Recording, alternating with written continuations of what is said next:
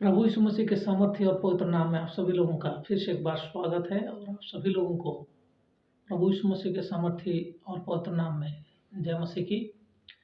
मेरे प्रियो, ये फिर से एक बार हमारे लिए और आपके लिए सुनहरा अवसर और सुनहरा मौका है जो पिता परमेश्वर ने हमें और आपको दिया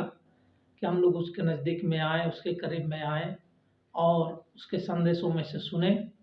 और मैं हमेशा इस बात को कहता हूँ कि ईश्वर पिता के नज़दीक में बैठना,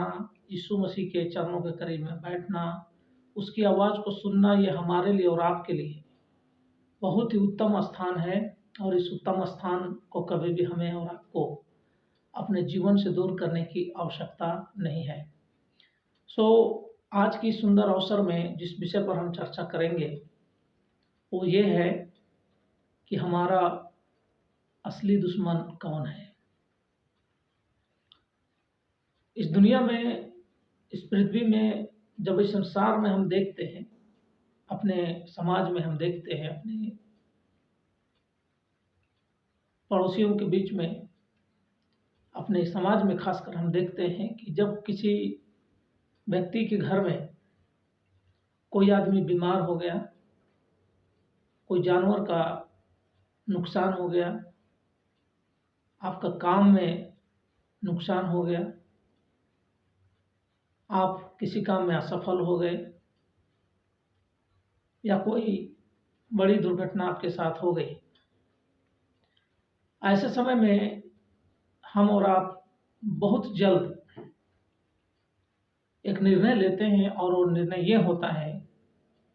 कि ये मेरा बगल वाला पड़ोसी ही मेरा दुश्मन है। और हम तुरंत अपने समान एक इंसान को, जो हमारे साथ उठता बैठता खाता पीता है, जिसे हम प्रतिदिन देखते हैं, हम उसे अपना दुश्मन बना बैठते हैं, उसे अपना शत्रु समझ बैठते हैं। और उस इंसान को, जो हमारा मित्र है, जिसने कभी हमें मदद किया हो सकता है, उसको हम अपना दुश्मन समझ लेते हैं और उसी को नुकसान पहुंचाने के लिए, उसको हमेशा हमेशा के लिए खत्म करने के फिराक में रहते हैं। और कई बार इस तरह का कदम हम उठा भी बैठते हैं। लेकिन मेरे प्रियो, आज के इस संदेश में परम पिता परमेश्वर हमसे जो बातें करना चाहते हैं और हमें जो बताना चाहते हैं, वो आज समस्त मानव जाति के लिए, पूरे मानव जाति के लिए काफ़ी महत्वपूर्ण है कि इस बात को लोग समझें, जानें और उस असली दुश्मन से लड़ाई लड़कर, उस असली दुश्मन से अपने परिवार का बचाव करके, उस असली दुश्मन से अपने समाज को बचाकर, अपने बच्चों को बचाकर, अपने मित्रों को बचाकर, अपने पड़ोसियों को बचाकर रख सके। ये बहुत ही महत्वपूर्ण वचन है जो प्रभु आज हमसे और आपसे बातें करना चाहता है, हमें कुछ बतलाना चाहता है। और इस बात पर हमें और आपको काफ़ी गंभीरता से देखने और सोचने के लिए बात है। प्रियो, जब हम और आप इस तरह की परिस्थिति में पड़े, और कई बार हम और आप इस तरह की परिस्थिति में जरूर पड़े हैं, किंतु इन तमाम बातों से अलग होकर, जैसा एक इंसान हम और आप सोचते हैं, उससे कहीं अलग परमेश्वर आज जो हमें सिखाना चाहता है और बताना चाहता है कि असल में हमारा दुश्मन कौन है, उसके क्या लक्षण हैं, क्या गुण हैं और क्या उसके कारनामे हैं। इन बातों के ऊपर आज हम लोग चर्चा करेंगे और पहचानेंगे कि वास्तव में हमारा दुश्मन इस पृथ्वी में कौन है। पहला पत्रस 5वां अध्याय और 8 वचन को जब हम पढ़ते हैं तो वहाँ पर इस प्रकार से लिखा है कि सचेत हो और जागते रहो कि तुम्हारा विरोधी शैतान गरजने वाले सिंह की नाई इस ताक में रहता है कि किसको फाड़ खाए। यहाँ पर जो हमें बताया गया है वो है हमारा असली दुश्मन, जो गरजने वाले सिंह की नाई इस ताक में रहता है कि किसको फाड़ खाए। ये हमारा विरोधी, ये हमारा दुश्मन यदि कोई है तो वो है शैतान, जो एक गरजने वाले सिंह की नाई इस ताक में रहता है, इस खोज में रहता है कि किसको फाड़ खाए। एक उदाहरण के तौर पर या एक गवाही के तौर पर मैं आपको बताना चाहता हूँ कि किस प्रकार परमपिता परमेश्वर ने आदम और हवा को अदन की वाटिका में रखा, उनको सभी प्रकार की आशीषों से मालामाल किया,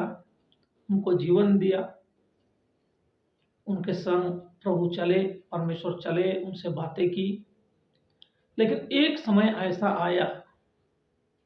कि शैतान हवा को बहकाया और हवा के बहकावे में आकर आदम और हवा दोनों ने गुनाह किए शैतान के बहकावे में आकर, और शैतान उनके आनंदित जीवन को, उनके आशीषित जीवन को, उनके प्रेम भरे जीवन को, उस अनंतता का जीवन जो परमेश्वर ने उन्हें दिया था, उस जीवन को उन्होंने खो दिया। आज ठीक इसी प्रकार जिस परिवार में मेल मिलाप है, जिस परिवार में शांति है, जिस परिवार में लोग एकता के सूत्र में बंधे हैं, जिस समाज में लोग एकता के सूत्र में बंधे हैं, ठीक ऐसे ही उस परिवार को शैतान अपना टारगेट बनाता है, शैतान अपना निशाना बनाता है। हम और आप जानते हैं कि परमेश्वर प्यार है, परमेश्वर प्रेम है। उस परम पिता परमेश्वर के एक जगह रहने पर प्रेम आता है, और जहाँ प्रेम आएगा वहाँ एकता आएगा, आनंद आएगा, खुशी आएगा, और लोग बड़े इत्मीनान से अपना जीवन खुशी और आनंद के साथ बिताते हैं। लेकिन यही वो बात है जिस बात को शैतान कभी भी स्वीकार नहीं कर पाता है, और जिस बात को वो पचा नहीं पाता है कि उसके लोग, परमेश्वर के जो लोग हैं, वो लोग आनंद के साथ, खुशी के साथ अपना जीवन बिताएं, अपना पारिवारिक जीवन बिताएं, अपना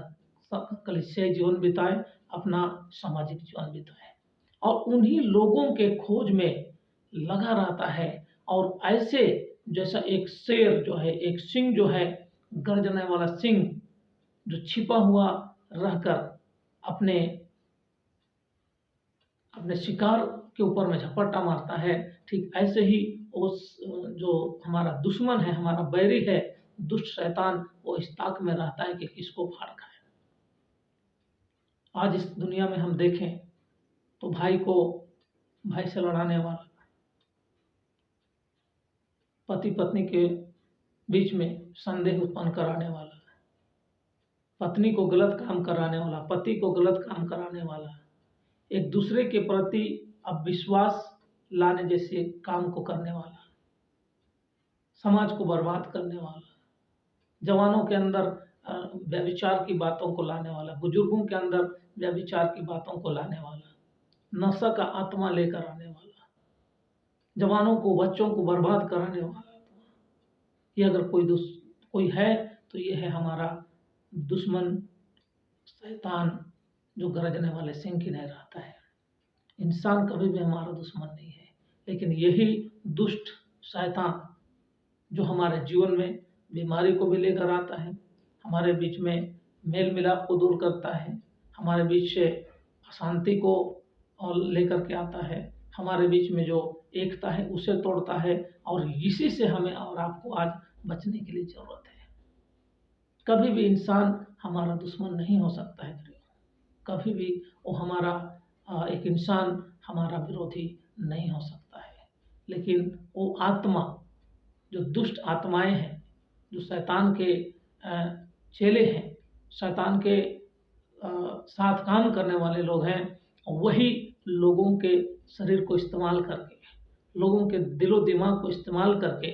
और परमेश्वर की बनाई हुई सुंदर सृष्टि इंसान को तबाह और बर्बाद करने में लगी है।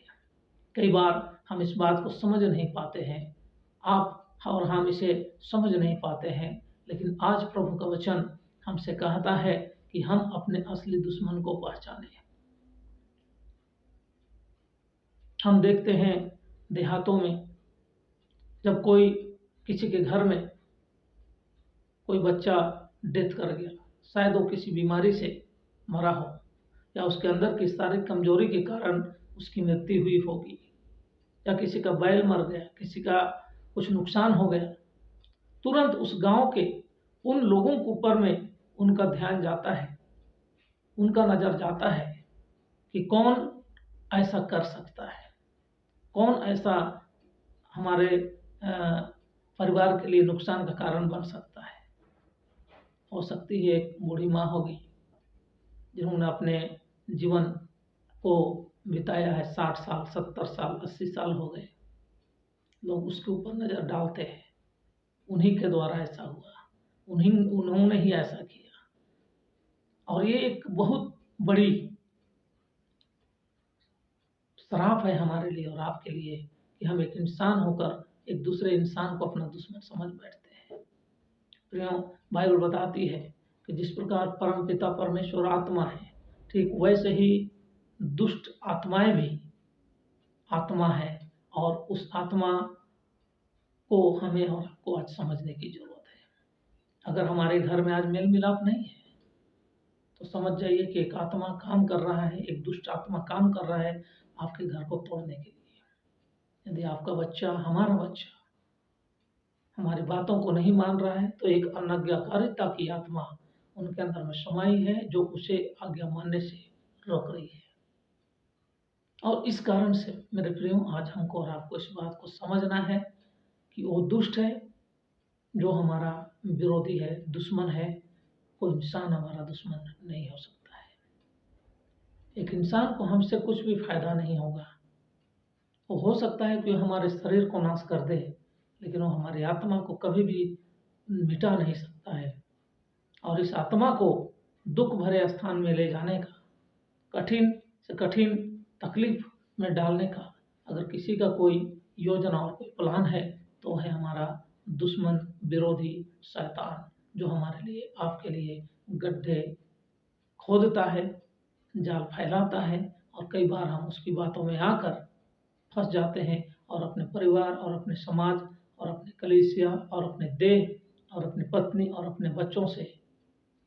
हम अपना हाथ धो बैठते हैं। आज प्रभु ने हमसे बातें किया है और आज हमें समझाया है कि हमारा दुश्मन इंसान नहीं, हमारा दुश्मन यदि कोई है तो है दुष्ट शैतान, जिससे हमें और आपको बचना है, लड़ना है और विजय पाकर हमें ये बात समझना है कि हमारा दुश्मन इंसान नहीं, शैतान है। सो प्रभु आज के छोटे वचन में हमें और आपको बहुत ऐसे आशीर्वाद करें। सबों को जय मसीह।